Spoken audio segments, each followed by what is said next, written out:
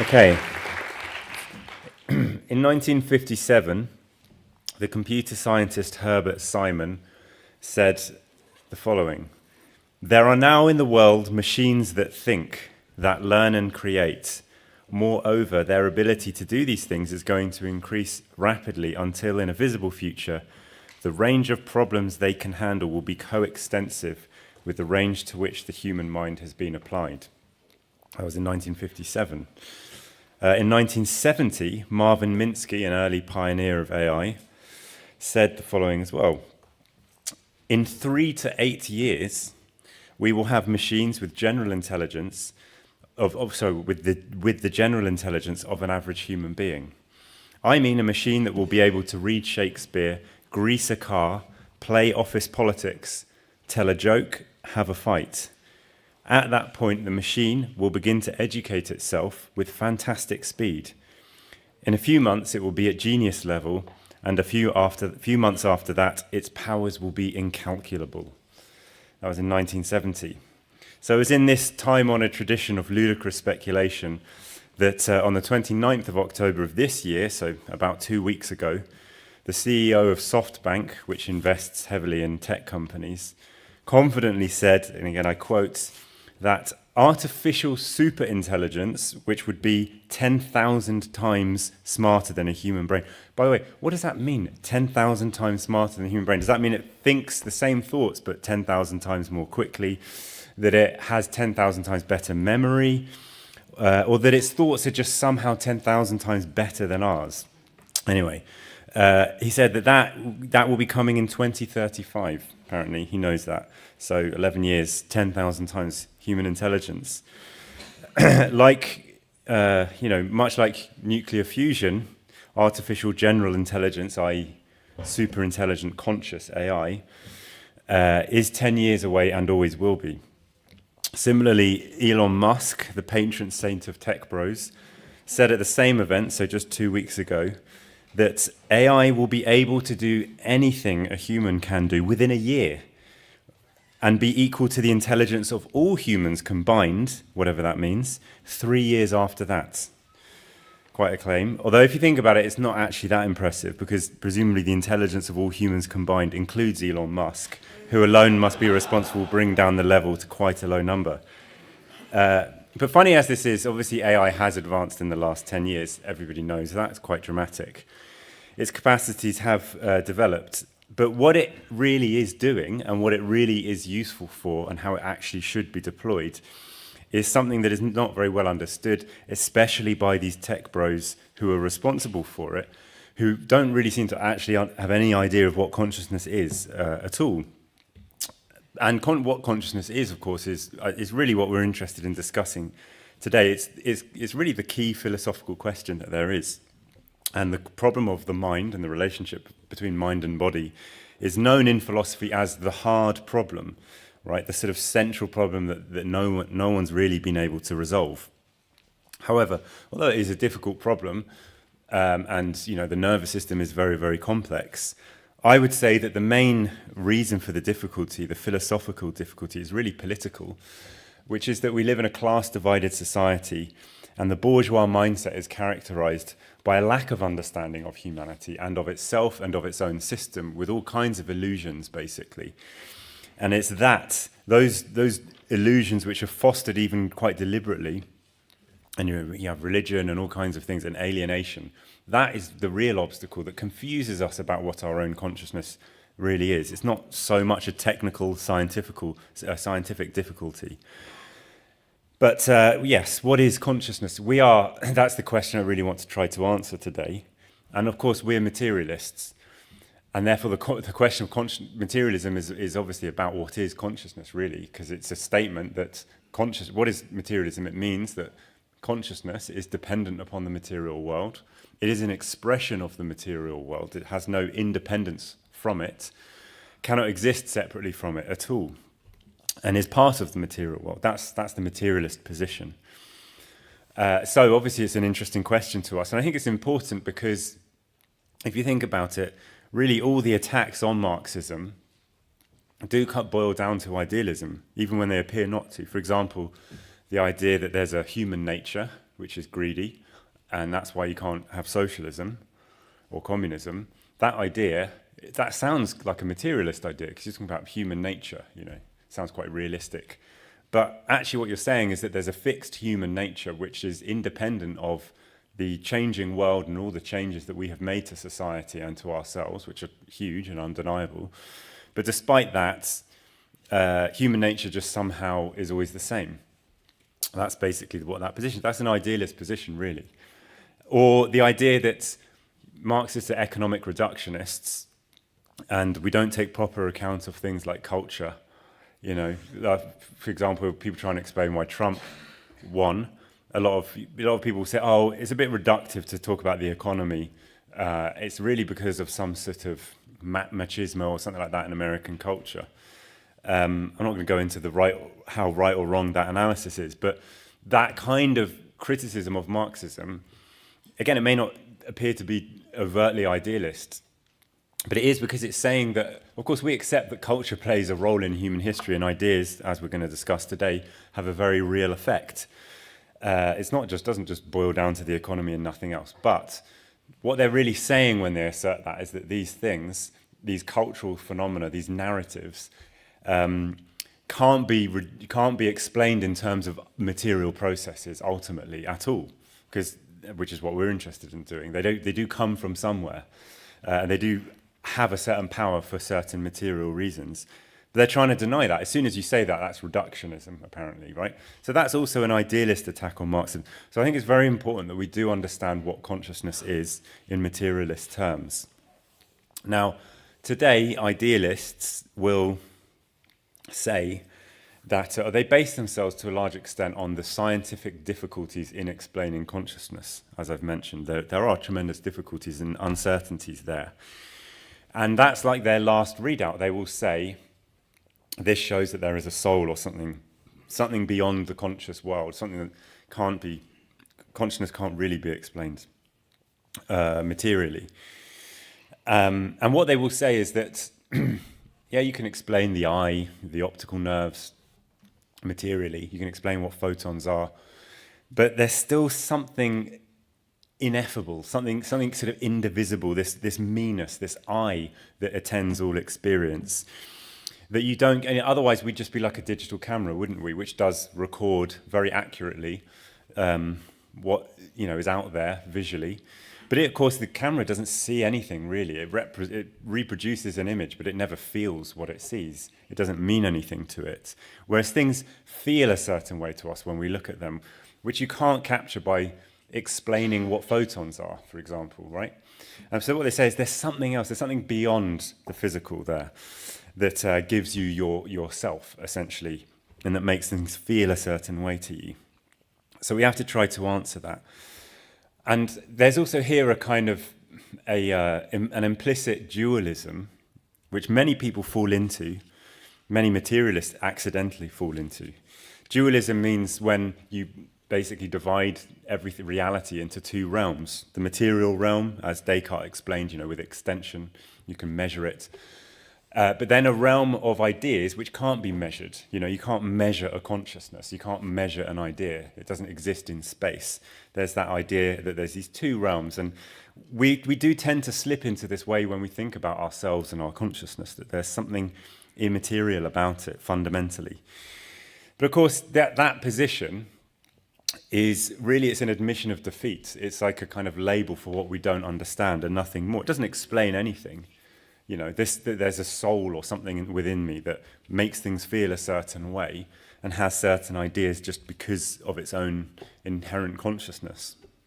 Of course, explains nothing. Why you would think this and not that could never be explained by such a position. If the source of my feelings and my thoughts is having a soul, then why one day do I react differently to the same basic stimuli as on another day? The soul has remained the same. Surely the soul is not materially caused. It doesn't grow or shrink or anything like that. Nothing that doesn't explain it at all. In fact, it's incapable. It erects a barrier to explanation. And again, similarly, the idea of sort of Cartesian theatre is very hard for us to escape from. This is the idea which was coined by the philosophy of mind, Daniel Dennett, that basically the way we tend to think about consciousness is as if there's a little person inside your head who is like watching he's like sitting in a miniature cinema, who is getting a projection of what the eyes see and what the ears hear, and is then observing it. And it's that little person, that mini you, that somehow makes it all feel a certain way, right? That somehow takes decisions, and without that, all we are is basically automatons. We're just machines that, just like a digital camera or a microphone, that just register photons and sound waves, etc. But the thing that gives it meaning and feeling is that mini you inside your head. This is just another version of the same idea, really. And you see that it's very, I think we tend to think about it in that way unavoidably almost. And you see it all the time. You see it, of course, in the films Inside Out, very popular films. Very philosophically suspect, I must say. But the point that Daniel Dennett brilliantly makes, and I would recommend his writings on this, he's a very materialist writer, is that, of course, it makes no sense, because if there's an inner you that sort of is watching everything, then how does that person perceive what they're seeing? Is there a miniature person inside their head that then watches what they see inside in the cinema? And of course, inside your head is pitch black. There are no colors. When you see something purple, it's not like a part of your brain sort of becomes purple. It doesn't. It's not like that. I was watching Terminator 2 the other day, which has a lot of relevance to AI. Which we can go into later. But there's also that you see the same thing when it's depicted as if you're inside the Terminator's head. There's always like writing like, target identified. But why does the Terminator need to see that? The Terminator would just know that he's identified the target. It's, again, that reproduces the idea there must be like a mini Terminator in his head who's like watching this display with all the information nicely spelt out for him. But again, that just makes no sense, because then there'd have to be another one inside here. This doesn't explain it. We have to be able to explain consciousness in terms of unconscious, arising out of that which is unconscious. We can't rely on some magical mini-me or soul or whatever it is inside the brain somewhere. And you still see scientists, neuroscientists, looking, where is consciousness in the brain? Like there's this location or some special aspect of the brain, of its structure, which produces consciousness. That's magical thinking, and we can't proceed on that basis. It doesn't explain anything. Now, it may sound as if, therefore, what I'm saying could align with these sort of tech bros who are obsessed with AI becoming conscious, because if I'm saying that consciousness arises out of unconscious processes, and there's no sight of consciousness, there's no little mini-me, basically, then that does imply that, well, what we're producing could also, with AI, could also become conscious, because that's obviously built out of different parts, none of which is conscious. Could it not therefore be, as they imagine, that will eventually produce consciousness? But actually, I think that those people who look at it in that way, and it's not just the people who are obsessed with AI, you get neuroscientists and cognitive scientists who also look at it that way. Like I said, they're searching for some part of the brain that does it. They still also rely on this kind of magical thinking. This idea that if you listen to them, these people, these AI guys, they'll always be like, oh, well, there's not enough parameters yet. I saw one of them saying, oh, yeah, but actually the brain has like 30 trillion synapses or some figure like that, whereas the number of parameters that ChatGPT-4 has is 1 trillion or something. So we need to get 30 times more, and then it will be conscious. That's sort of how they think. It's just a technical thing, basically. You just add enough transistors, enough parameters, enough software tricks. And also the same is thought about the brain, that the brain somehow produces consciousness in that way. And it sounds materialist, but it isn't. I'll give an example. Max Tegmark is a celebrated physicist and AI researcher. Really a great example of this. He claims that actually maybe what consciousness is a fourth state of matter alongside solidity, liquidity, and gas.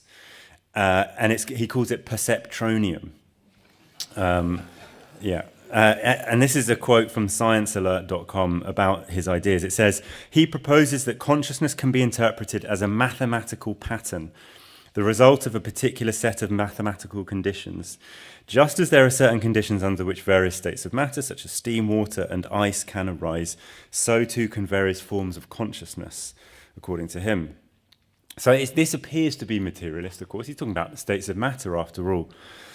But actually, it's just relying on some miraculous substance he has not explained and not understood, that a special mathematical trick that is conscious. Why? I don't know. It's out there somehow. Nothing is explained and understood by us. Another example from the New Scientist in 2018, they said the following: a widely held view, apparently, that's astonishing to me, sees consciousness as the unintended byproduct of information rushing through the closed loop of connections that is the brain. Consciousness can't help existing despite serving no particular purpose, just like the noise emitted by a running engine, which has no bearing on the workings of the engine itself. That is an astonishingly stupid thing to think. To look around at the whole history of humanity, the way that we've spread around the entire world, colonized every part of the earth, different climates, produced incredible things, ended diseases. But no, consciousness, I have no idea what purpose it serves. It's just like a noise that, I mean, that is a great example of the sort of reductionism that scientists tend to fall into, of just thinking that the only way to understand something is breaking it down into its parts. So the only way to understand consciousness is just by looking at neurons, basically. And then, the neurons aren't conscious, so consciousness either doesn't really exist or it's just a kind of meaningless effect. And of course, if that were true, then if really this is supposedly materialist viewpoint were accurate, then a brain in a vat that was fed the correct nutrients would have all the same consciousness and ideas that we have. A person brought up outside of society would have the same ideas that we have. And also, people 10,000 years ago would have the same culture and ideas that we have, because our biology hasn't really changed at all in that time. Evolution has stopped working because of civilization. It doesn't really apply to humanity anymore. So we have the same biology. Therefore, we would have the exact same idea. If all consciousness is just like the bile secreted by a liver, it's just a kind of fluid that, and there are other people who suggest it might be a fluid that the brain emits. I mean, it's ludicrous. So, yeah, these are like people who think that the most scientific and accurate way to understand a statue, a particular, like, let's say there's a statue of a political figure, would the most scientific and accurate way to understand that statue be to examine its, the rock composition of it under a microscope? And well, actually, and that explains why. No, the way would be to understand the history of that society, the politics, the social structure, etc., that would cause somebody to make a statue of that particular politician. Is the best economist somebody who says, well, the reason that you get economic crises or the reason why this country's richer than another is because if you look at the notes of their money under a microscope, you'll find that it's this way, and that's what, obviously it's ludicrous, right? That is not scientific at all. And this kind of problem of materialism is not a new one. Marx actually identified it way back when he wrote the Theses on Feuerbach, in which he said, in contradistinction to materialism, the active side, i.e. of consciousness, was developed abstractly by idealism. In other words, the materialism of his day tended to view consciousness as just a passive thing, just like these people I'm talking about, just something that is created by the world but plays no role. Trotsky also quite brilliantly understood this. In his philosophical notebooks, he says the following: consciousness cannot be reduced to its physiological processes. It must have its own laws independent of those bodily processes. Otherwise, it would confer no advantage and would merely be a costly waste. And he said that, so consciousness has its own laws, unique in the material world. Does that make Marx and Trotsky idealists? Because they're denying the physiological basis of consciousness, seemingly. But no, it doesn't make them idealists. But as materialists, we do not deny the role of ideas. They do have a unique role. Otherwise, we wouldn't bother having this meeting. Obviously, we wouldn't bother writing books or anything. And, again, like the best explanation for why, I might go to visit a friend wouldn't be to study my muscles and how they move and therefore how I've been able to walk there. It would be to understand the ideas I have. Or this person wants to visit that friend because they enjoy spending time with them, whatever. ideas do have a causal power over material things, and it's not an idealist proposition to say that. Of course, you can't just have any ideas and do whatever you want. We can't just, I don't know, impose feudalism back onto society. Obviously not. You have to have the right ideas, of course, or even if you've got wrong ideas, they can have an effect, but they just don't really have the effect that you intended them to. But ideas certainly do have a power, and that is the power of human culture. The reason they have such a power is because ideas are inherently social, right? That's the point. In other words, the reason they kind of transcend the physiology of the individual, as Trotsky was saying, is because the vast majority of our ideas are not our own. You know, I'm standing up here, I'm speaking, obviously, I'm using language, which obviously I did not invent. It was the product of many, many people over a very long period of time. And the whole meaning of this event is it cannot be explained on the basis of myself alone, clearly. Almost everything that we do and think actually is borrowed from the treasure trove of human experience. So we take on ideas that we ourselves would not have been able to produce, and yet then having internalized those ideas, it changes our behavior. We physical behavior, you know. So the ideas obviously do have their own laws, and they're not arbitrary, of course, which ideas we have. They do obey materialist laws, but they're not the laws of the individual's physiology, but the laws of human society, basically. But it's precisely this kind of reductionistic materialism, if you like, that I've been describing that's responsible for these kind of alarmist headlines you constantly see about AI. AI is about to be conscious. I mean, literally just when I was sat in the previous meeting thinking about this one, I looked, you know, you look on Twitter, and because of people I follow, it does recommend me AI. And it's just, without even trying, I just instantly find people saying, super intelligent AI coming next year, apocalypse 1 year after that. You know, you just relentlessly see this stuff. And it's a product of this failure to understand the function of ideas, the function of consciousness. That's how we really have to understand consciousness, not by breaking it down into the neurons that are working behind it, but to understand its role in society, basically. That's really how we have to understand it. And if we understand it in that way, that can also shed light on why AI is not conscious, nor is it becoming conscious. Because AI if you look at what is the function of AI, it's a tool. It's a passive thing. It's not an active living thing, basically. It passively collects data without having any idea of why it is doing so, or any desire to do it, or to care in the world if it is switched off and stops doing it. And that, by the way, so to go on for a moment onto some of the problems of AI, there is a, you know, when I first did a talk like this a few years ago, and I had to explain about these kind of bizarre problems that AI produces, because at the time I don't think many people understood it. Now it's become quite widespread knowledge, you know, these kind of images with mangled hands and writing which is just gibberish constantly, you know, ask it to spell how many letters R's are in strawberry, and even just about a month ago it was ChatGPT couldn't tell you how many R's are in strawberry. There's a couple of examples I'd like to give of this, which I think show, in light of what I've been saying about consciousness, why and how they are not conscious. It's not just a technical problem. If you ask it to, I mean, this may no longer be the case, this is from a couple of years ago, but it was the case that if you asked it to draw a bicycle, it would draw a bicycle. If you asked it to draw a wheel, it would draw a wheel. If you then said, okay, draw me a bicycle and the wheel with the wheels labelled, all it would give you was a bicycle with random labels that don't even say anything on it, just all over the picture. In other words, it doesn't actually understand what a wheel is. It knows the shape of a bicycle because it's seen lots of them, and it knows the shape of a wheel separately because it's seen lots of those. It doesn't understand what a bicycle is either, why it has wheels, what they're useful for. None of this means anything to it. That's why it trips up all the time with this kind of thing.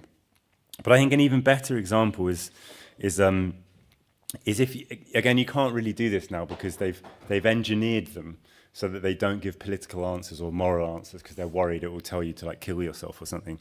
But if they took those away and you ask one of these large language models, as they're called, a political question or a moral question, you know, a classic moral question like should people have the right to abortion, or should you be able to kill someone for the greater good or something? it would give you a certain answer. If you then asked it another question that involved exactly the same moral problems, but in an applied way, it would often just give you a completely different answer. And nobody knows why that's the case. And they also use it for, they try to use video making AI, text to video AI, to create, video content for adverts and stuff. And then every time they type in a prompt, they just get a different image or a different video, and they have no idea of why it's produced a different video. And they can't make it produce the video that they want it to make. This is the point of the fact that it gives a different political or moral answer and contradicts itself, shows it doesn't have a definite viewpoint. It doesn't mean anything to it, what it's saying. Whereas a person, adopts some sort of political or moral principle, and okay, they might contradict themselves by mistake occasionally, but they generally know what they think about the right to abortion or other things like that. And when a question obviously involves that, they will give a consistent answer to it. Because they are in the world, but the AI obviously isn't in the world. It doesn't live, it doesn't care about what it's doing. That's the reason. It's not because they haven't added enough parameters to their algorithms, they haven't got enough processes behind them. There's a fundamental reason why it can't do this. Now, now it may sound as if I'm rather down on AI, like I just think, oh, well, it's just rubbish, basically. It's very stupid. That's not the case at all. It can do amazing things. And in fact, I think it is superhuman already in a lot of ways. I mean, it clearly is. You can ask it to do, I don't know, a Van Gogh painting of a cat, which obviously Van Gogh never did, and then it will do it, and it will look remarkably like a Van Gogh painting of a cat, and it will do it in a matter of seconds. That is incredible. It can, perceive patterns in, energy consumption and things like that, and produce a more rational, efficient way of running things in an incredible way that no human can. So it does do amazing things, and it is superhuman in that respect. However, it's not just that, oh yes, but it's not superhuman enough to be conscious yet. It's there in some ways, but not in others. The point is actually precisely in its superhumanness is its lack of consciousness, which people don't seem to realize. In other words, when they get AlphaGo to beat that person at Go, if you remember that this AI beat someone at this game called Go in 2016. That, again, is superhuman. People think, oh my God, it's conscious, it's going to take over the world. But why does it do that? Because it was trained relentlessly on nothing but Go.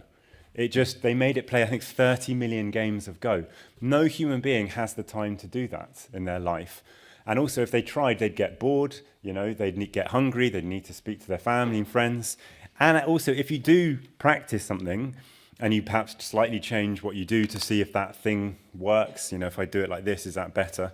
You can never quite be sure that that is actually the reason you did well, because your body is a very complex thing. Maybe you did it, but you were actually a bit tired without realizing it, and so you didn't do it as well as you thought. That's how it is to be a human. But obviously an AI is not like that. It is not alive. It does not have other concerns. It does not get tired. So it can run millions upon millions upon millions of iterations of itself and exactly measure what worked and what didn't. And that's why it can spot these patterns and behave in these amazing ways. Precisely because it isn't conscious, because it does not live, it does not care about anything. That's what we're really doing. We're making a tool, just like when people, in the time-honored tradition of human tool making, that's what we do. We identify a problem. I need something. Humans are generalists, right? Our bodies are weak. We don't have massive claws, so we invent knives or daggers to allow us to fight other animals even more effectively. And so we identify a specific problem, we identify the material that's needed for it, and we make a tool. That tool is totally useless pretty much at doing anything else. A dagger obviously cannot talk, cannot think, can't even, hammer in a nail very well. But at that one thing it was designed for, it is extremely effective. That's basically what we're doing without realizing it. Ironically, we're not very conscious of what we're doing with this artificial consciousness. we are creating an elaborate, yes, admittedly a very advanced, more flexible tool, but it is still a tool. We identify a problem, we train it relentlessly on that specific problem, and it produces incredible results at that specific thing. They also have this problem of overfitting, which I think proves my point. And which overfitting means and you train an AI and it becomes incredibly good at this one thing. If you just shift, even just slightly, the scenario, it often completely fails. It can't understand it. It gets it completely wrong. Whereas what we are able to guess at, often a person can just see something completely new, a new situation, and they guess at what is going on there. And those guesses are not always right, of course, but they quite often are. And what does that tell us? It tells us that we have a general understanding of the world and how things work based on our life experience, our needs, and our interests that allows us to sort of have informed guesses that, of course, are not always right, but they often are. AI is totally incapable of that. Anyway, back to what consciousness is. We have to understand, if we're going to understand what consciousness is, we've got to get away from this idea that it is a thing, if you like, or that it has like a soul, or it has some place that it resides. It is instead a process, and it's actually the result of a very, very long process, and we have to view it historically in its real, like in a real scientific sense, in order to understand it. That consciousness emerges in history as the culmination of an evolutionary process. And actually, if you want to understand it, look at the earliest life forms, which were not designed, obviously. We're not supposed to do what they did. There's no magic trickery there. It's very easy to understand how they work. But they just replicated themselves, and therefore they grew in number, just because they could, once certain molecules came together. And then changes developed in them through random mutations, in which some of them had rudimentary senses that allowed them to move away from things that were damaging to them and towards things that were good for them. Of course, they didn't understand what they were doing, and nobody had designed it, but it worked, and that was more successful. And obviously, over a very long period of time, those rudimentary senses developed more and more complexity, so that we have, the incredible eyesight and hearing and everything else that advanced animals have. It's not, you can't find it anywhere. You can't find what life is, or what sensation is. It's not in a place. It's just a process. It's a principle of organization that exists in time, and that is the basis of consciousness. That rudimentary sensation, that first living thing that was able to see that, or feel in some way that something was bad for it, and therefore to preserve itself actively. That is the sort of the bare building block, if you like, the first step on the path to consciousness. And that's what marks, again, at consciousness out so distinctly from tools and from AI, which do not have that principle in them at all. So it's a product of the struggle for survival, of the need to live, and therefore to understand the world objectively in order to live better, basically, in order to survive. And what really distinguishes thought from sensation is the power of generalization. That's the fundamental thing. That's all the difference really is. In other words, rather than just sensing something is bad and not understanding it and just reacting to it in the moment, to have an idea of it is to be able to say, oh, that is like that other thing that I've seen before. And therefore to adopt general strategies rather than just to live in the moment, but to maybe collect certain things for tools so that in a month's time, you will then be better prepared to fight this thing that you need to fight in order to eat, etc. That's what consciousness is. It's the power of generalization. It's linking different things together and separating things out, basically, based on sensory experience. That's really at the heart of what consciousness is.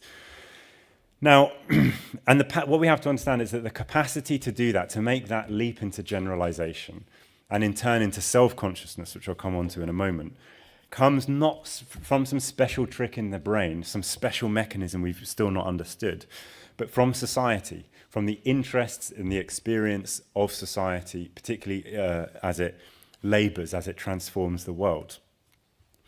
Now, we often hear that the brain is the most advanced and complex thing in the universe, which is true.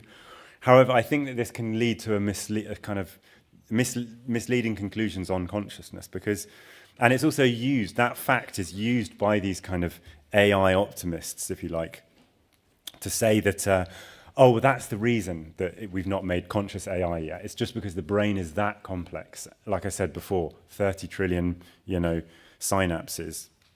So we just need to build an increasingly more complex AI model, have more powerful processors, etc., and then it will be conscious.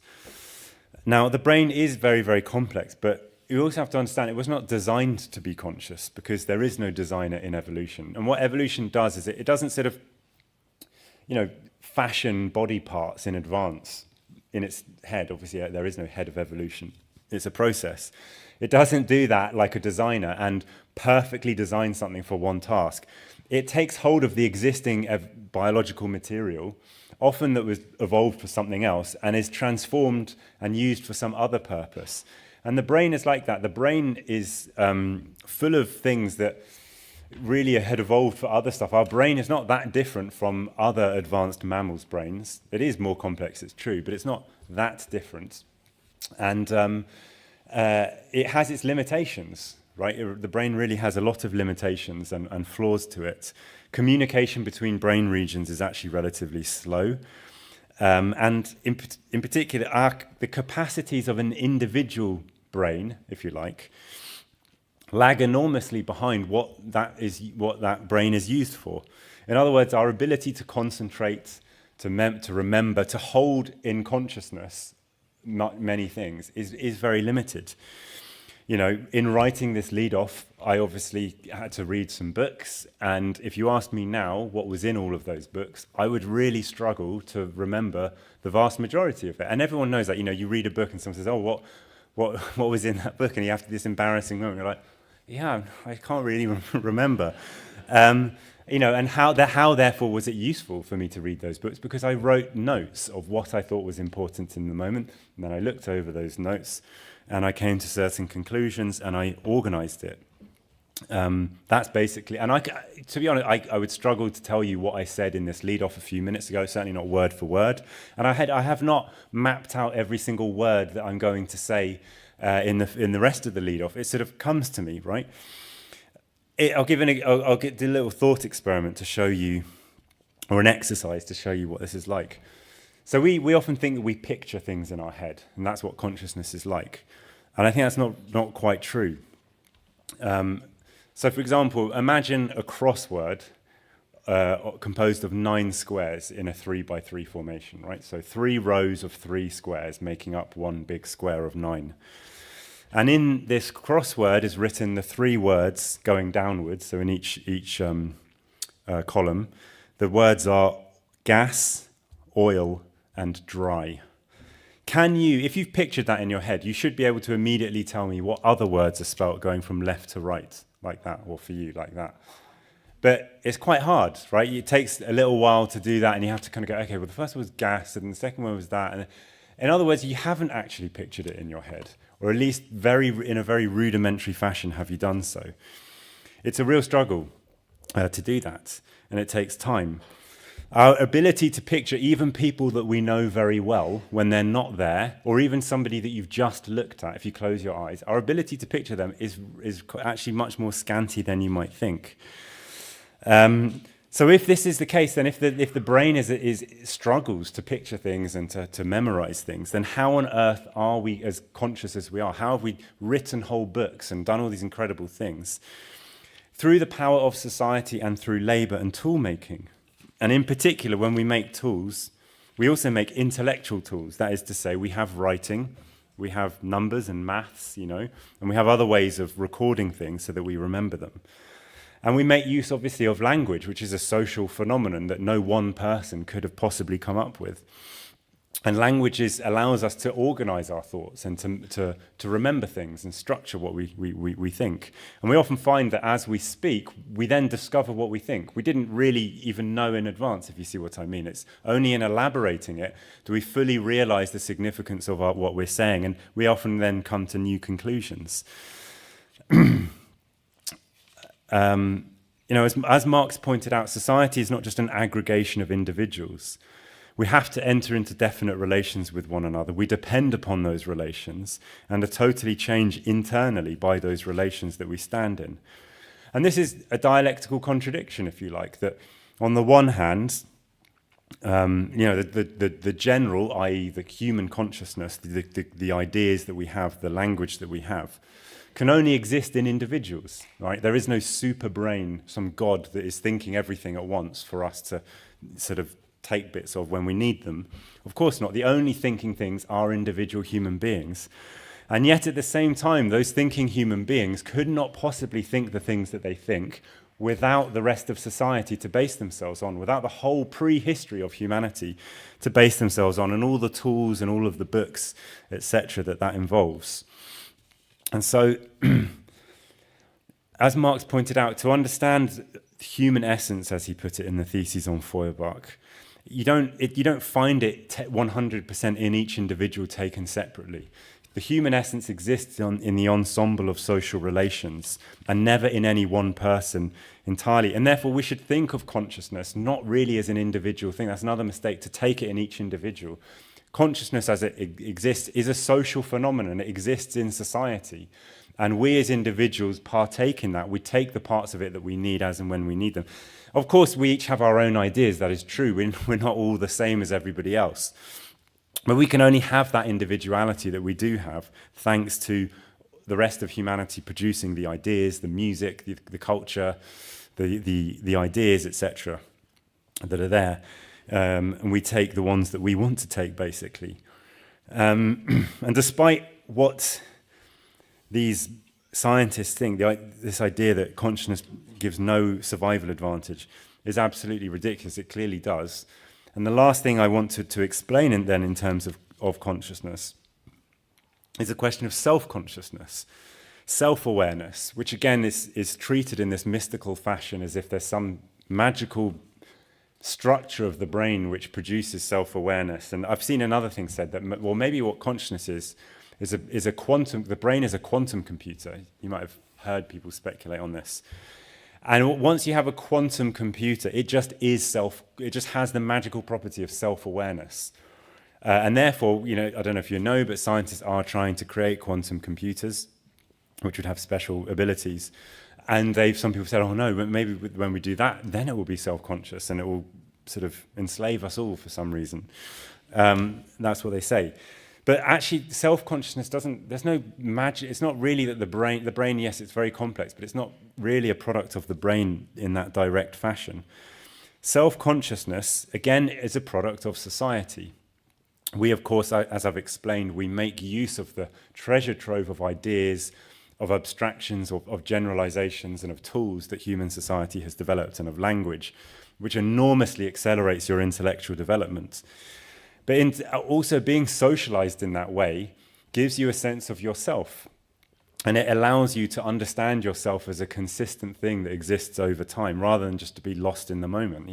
You're given a name, you're told about your life history by your parents and others around you when you're young.